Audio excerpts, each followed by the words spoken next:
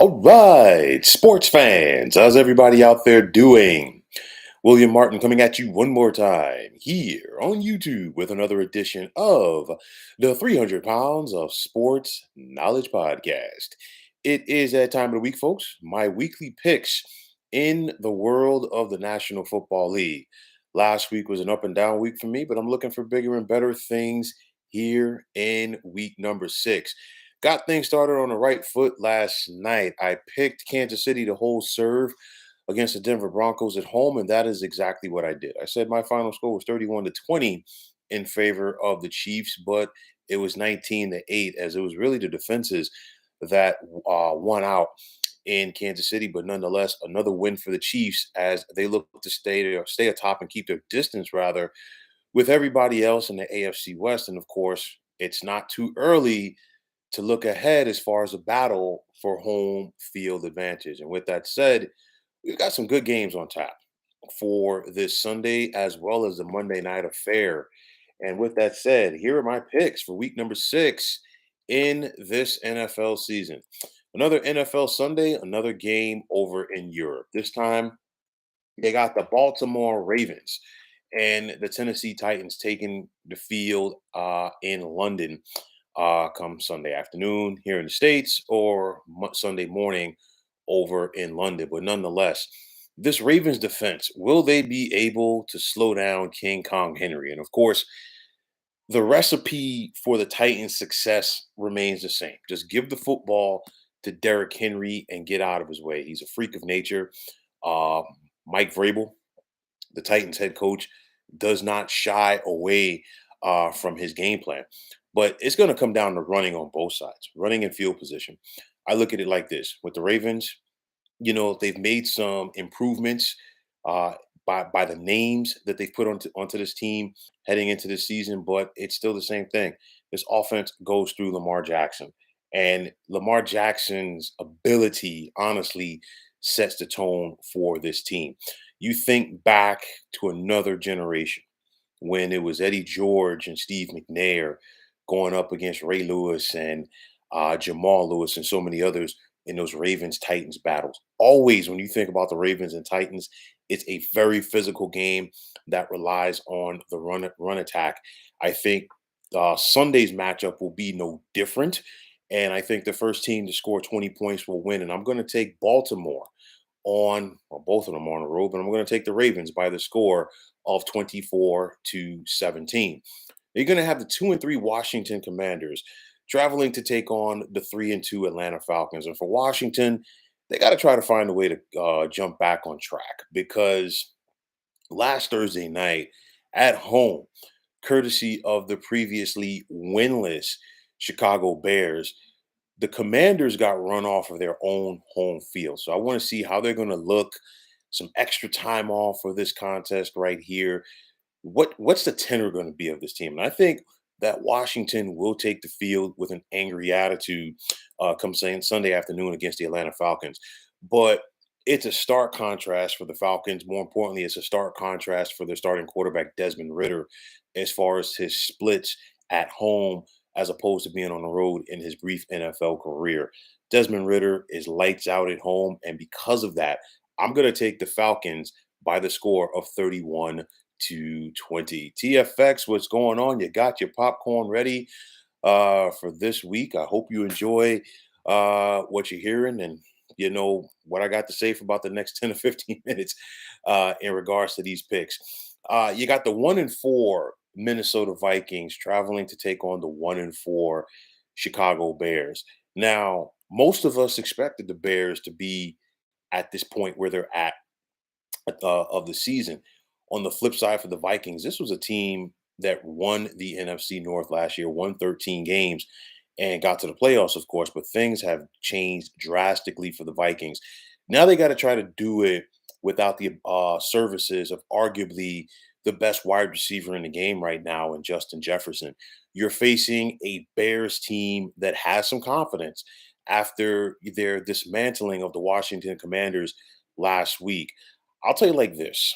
The Minnesota Vikings, it's gut check time because you're 1-4.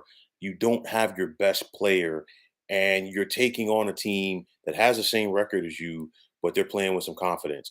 The Vikings come into this game favored by 3 points, and I think they find a way to cover. And I'm going to take Minnesota on the road by the score of 20 to 17. Now in Cincinnati, you're going to have the 2-3 Bengals taking on the 3-1 Seattle Seahawks. And for Seattle, they had a bye week last week. They're fresh as they head to Cincinnati for this early contest. The Bengals found themselves in a struggle last week in the first half against the Arizona Cardinals before they were able to turn on the Jets. Most importantly, it was the Joe Burrow to Jamar Chase connection. And that's going to be important again because we know what Jamar Chase can do at wide receiver. We know what Joe Burrow can do when he has the time. Now, it's going to come down to this Cincinnati offensive line protecting Joe Burrow from that Seattle defensive line and honestly, that Seattle front seven. You look at the talent that the Seahawks have on offense around quarterback Geno Smith, especially with their run game this year. Will they be able to keep Geno Smith upright? And also, will they be able to make the necessary connections in this one? I think they do. And because of that, I'm going to take Seattle on the road by the score of 24-20. Now, the undefeated San Francisco 49ers look to keep on rolling with their unblemished mark of 5-0 as they travel to Cleveland to take on the 2-2 Browns. There are some people that feel that the 49ers are the best and most complete team in the NFL. There are also people who feel that the 49ers really have not played anybody yet. You be the judge of that. But I'll tell you like this, the talent at the skill positions on offense for the San Francisco 49ers put so much stress on opposing defenses because it's one of those, who do you double? If you double Christian McCaffrey, you got to worry about Debo Samuel. If you double Debo Samuel, you got to worry about George Kittle. If you double George Kittle, you got to worry about Brandon Ayuk. And if you allow the 49ers to play from ahead, that gives them the opportunity defensively to allow the likes of Nick Bosa to really just pin their ears back and come after your quarterback. I think Sunday will be no different. San Francisco is favored by 9.5, and I'm going to take the 49ers on the road by the score of 30-19. Now, in South Florida, you're going to have the 4-1 Miami Dolphins hosting the winless Carolina Panthers.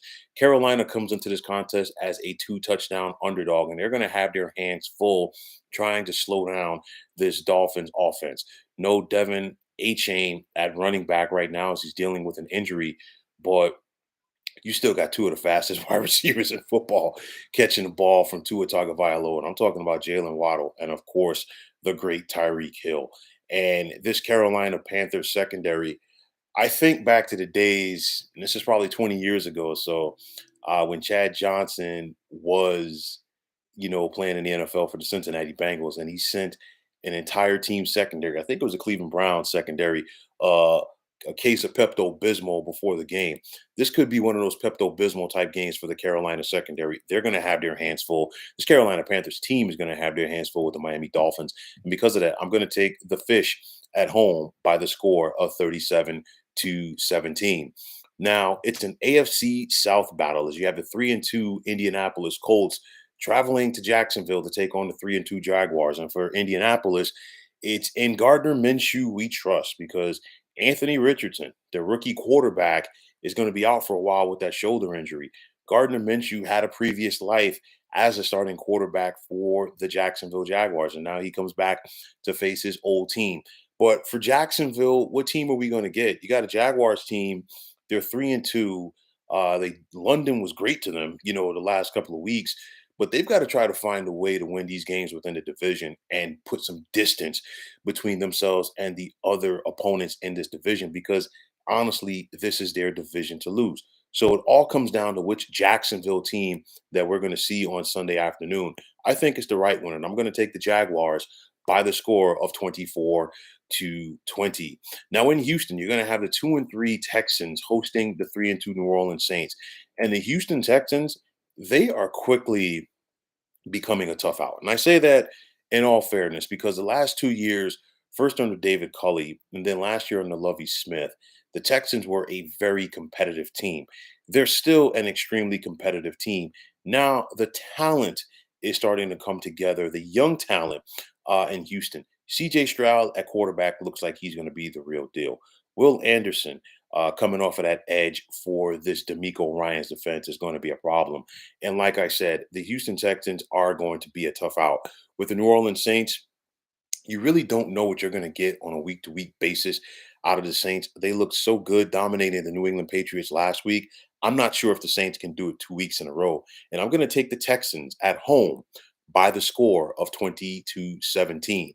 Now out in Vegas, you're going to have the 2-3 Las Vegas Raiders hosting the 1-4 New England Patriots. And for New England, they really could not have played any worse than they did in the last 2 weeks. You're talking about a Patriots team over the last 2 weeks that got outscored 72-3, combined with their loss to the Dallas Cowboys and then the shutout at home, courtesy of the New Orleans Saints. Mac Jones has to play better. This whole team has to play better. On the flip side, you have a Raiders team that, really not a lot is going on with them either. At the end of the day, somebody's got to win this game. I just don't see the Patriots playing any worse than they have. And because of that, I'm going to give New England the edge, and I'm going to take the Patriots on the road by the score of 24-19. Now, in an NFC West battle out at SoFi, you're going to have the 2-3 Los Angeles Rams hosting the 1-4 Arizona Cardinals. The Rams come into this contest favored by a touchdown, but what we've seen so far this season, the Cardinals, yes, they're 1-4, but they're fighting, scrapping, and clawing. However, the Cardinals have come out so strong in the first half, and it's been difficult for them to sustain that for a full contest. So if you're the Rams, you definitely know that you got to buckle up those chin straps when this contest begins. But the Rams are the more talented team, and I think the likes of Matt Stafford and, of course, rookie wide receiver Puka Nakua will definitely show that in this one. Thus, I'm going to take Los Angeles at home by the score of 27-19. Now, at MetLife Stadium in East Rutherford, you're going to have the undefeated Philadelphia Eagles making the very quick trek up the turnpike to take on the 2-3 New York Jets. And for New York, they're feeling real confident about themselves right now. They arguably played their most complete game last Sunday when they beat the Denver Broncos on the road. Zach Wilson looks like he's building off of his solid performance from several weeks ago against Kansas City. But now you got to deal with a Philadelphia team that is scary. They're scary good. And I say that because the Eagles are undefeated, and I feel like they have not played their best football yet. And that's going to be very scary because at some point, Nick Sirianni's team is going to click on all cylinders and take it to the next level. Maybe this is a game, maybe not. But I'll tell you like this, as good as that Eagles offense is, they've got to try to find a way to navigate this, what could be a very stingy Jets defense. I'm looking at the likes of Sauce Gardner in that secondary for New York, going up against the likes of A.J. Brown and Devonta Smith at wide receiver for Philadelphia. But at the end of the day, I think this game is going to be predicated by the Eagles defense going up against Zach Wilson. I don't think Zach Wilson is ready for it. And because of that, I'm going to take Philadelphia on the road by the score of 27-13. Now, in Tampa, you're going to have the 3-1 Bucks fresh off of their bye hosting the first place Detroit Lions out of the NFC North with a record of 4-1. People are starting to talk about the Lions. People are starting to believe in the Lions. But the question is now, will the Lions be able to live up to that hype? This is easier said than done right here for Detroit because they're playing a Tampa Bay Buccaneers team that it's young. It's a young season, but they're looking like a cohesive unit. You got this Todd Bowles-led defense that is flying around the football, and they got to try to find a way to get to Jared Goff and confuse him a little bit in that pocket. On the flip side, Baker Mayfield has looked like a different quarterback since he was traded to the Rams last year and began working with Rams head coach Sean McVay. Looks more calm, cool, and collected, even than he did when he was with Cleveland and he had all of that talent around him on offense. But at the end of the day, the Lions are the better team, and I'm going to take Dan Campbell's bunch on the road by the score of 24-19. Now, on Sunday night in Orchard Park, you've got the Buffalo Bills with a record of 3-2 hosting the 1-4 New York Football Giants. And for the Giants, things just continue to go from bad to worse. First, Saquon Barkley got hurt. Now your starting quarterback, Daniel Jones, is out with a neck injury. And now you've got to go up against a very stingy Buffalo team that is looking to get back on track after they lost last week in London. The Giants are 15-point underdogs in this one. My advice, take the over, and I'm going to take Buffalo to roll big at home by the score of 34-13. Now, a very interesting one on Sunday night is you got the 3-2 Dallas Cowboys taking on the 2-2 Los Angeles Chargers. The Chargers, they're fresh off of their bye. They're at home, if you want to call it a home, because number one, the Chargers and the Rams both really don't draw well at SoFi, which means you're going to have an opportunity for a lot of Dallas Cowboys fans to be there. First and foremost, Dallas Cowboys fans travel. Dallas Cowboys fans are all over the country. So it would not surprise me to see at least 50% of the crowd supporting the team from Big D. For the Cowboys, they're looking to get back on track after that beatdown in Northern California this past Sunday night, courtesy of the San Francisco 49ers. Dallas is a completely different team when they play ahead. Okay. And that's going to be important for this Dallas offense to, set the tone, if you will, and go out there and score some points. On the flip side for the Chargers, Justin Herbert, how is he going to recover from that hand injury that he suffered a couple of weeks ago against the Raiders on his non throwing hand? You look at this Chargers team, they have all of the talent in the world. You look at the Dallas Cowboys team, they have all of the talent in the world as well. Two splitting images of one another, a lot of talent that they always don't live up to. And typically, both the Cowboys and Chargers find ways to lose games like this. I think it's going to be one of those deals. The last team to possess the football on Monday night will win. It's going to be a back and forth affair on the West Coast. But when it's all said and done, I'm going to take Dallas with the 30-28 win. So, folks, those are my picks for week number 6 in this 2023 NFL season. And as always, I want to take this time out to thank you for tuning into the 300 Pounds of Sports Knowledge podcast here on YouTube. Now, I want to take this time out to thank all of you fine folks out there for tuning in. And if you have not already, please feel free to subscribe to this channel. Now, if you are on the X, formerly known as Twitter, please feel free to follow me at 300 Pounds of Sports. And like I always say, if you follow me, it'll be my pleasure to follow you right back. There is also the sports discussion group on Facebook at the Sports Depot 365. Now you can check it out. Drop a line and be a part of one of the better sports debating sites going on social media. So once again, fine folks, my name is William Martin, and I am signing off. And I'm saying take care and have yourselves a wonderful day.